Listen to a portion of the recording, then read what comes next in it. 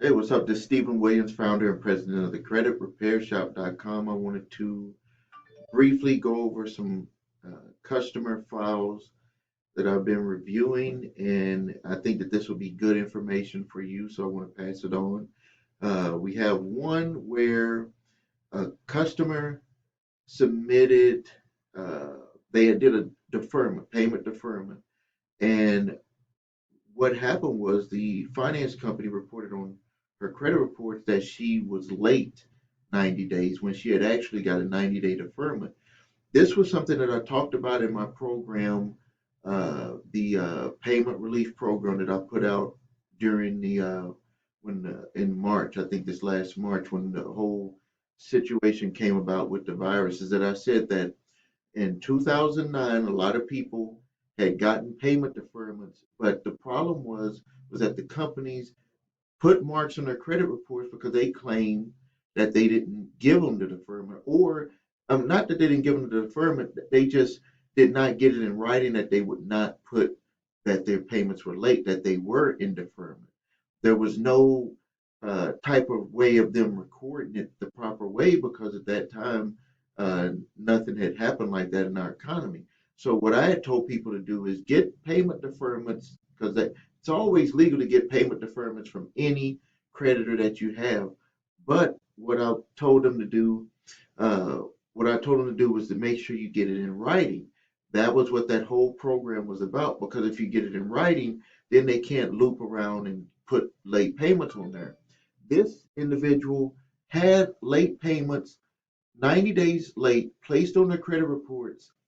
And when she called the finance company for the car, they told her that we're not in the disputing business. You have to dispute it. But that's a trap because if she disputes it with the credit reporting agencies, when the finance company gets it, what can happen is they can erase all of the history, which will make her score go down.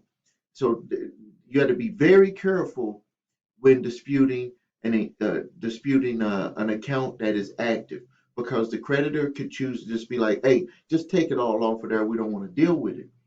So what we did is we put together a letter that's going to directly to the creditor because they told her to do it that way.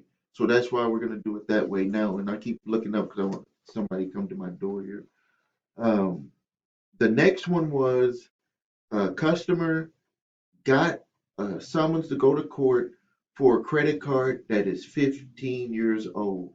In his state, statute of limitations is 6 years for credit card debt. And so this is again when I talk about those videos where people, debt collection companies are buying old debt and they're trying to go out there and go after people. And if people don't know their rights, they can end up paying a debt that they didn't have to even have to pay. So we're preparing the response letter.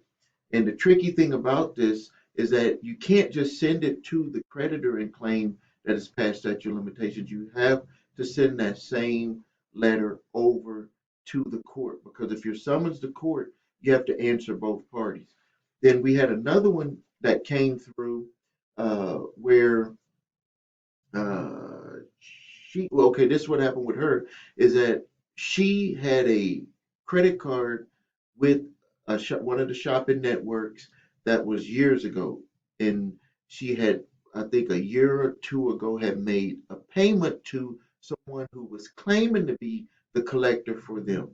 Well, what seems to have happened is no one is recording any payments from a collector, and a new collector has now taken over the debt, and they're trying to collect payments. But this could be like a present for her because when you make a payment for a debt that is past statute of limitations, you're actually resetting the debt. You're resetting the time frame. The way that they figure the statute of limitations is when it was charged off in the last payment that was made. That's when the clock starts ticking. Now that no one is saying that any payments were made, nothing on record, they're just coming after her for the debt. Because of that, the debt was more than 8 years old, and for her state, the statute of limitations is 4 years. So they're not going to be able to collect this, but you have to send that to the collector and you have to send that to the court because it's a court summons. So you can't just simply send the statute of limitations to the creditor because they'll just pretend like they didn't get it. And if you ever get a demand letter from a creditor or debt collector that is trying to collect a debt that is past statute of limitations, that's when you just send that letter to them stating that you're trying to collect a debt that is legally past the statute of limitations. You can send the same letter to the court that you're sending to the debt collector if you're getting summons to court and you know that the debt is past the legal statute of limitations and you know that you did not make any payments that could be, that they can show some type of paper trail where you had reset the debt. So you got to be very careful. This is the strategy that they're using. Also, again, they noted in the summons that they were the assignee of the debt, but what they did not see, in a way they trapped themselves. They said that they were assignee of the original creditor. What is the truth is that they're the assignee from another debt collection company. So there's actually two problems that's going on with that particular debt. So I'm gonna end it here. I hope everybody gets ready to have a great weekend. This is Stephen Williams, founder and president of the creditrepairshop.com. Please subscribe to my channel. Please post your comments. Please get notified of new videos. And also below this video, I have the letter for the statute of limitations and the debt validation letter. You can get that absolutely free. The link is below this video. Thank you, and until next time.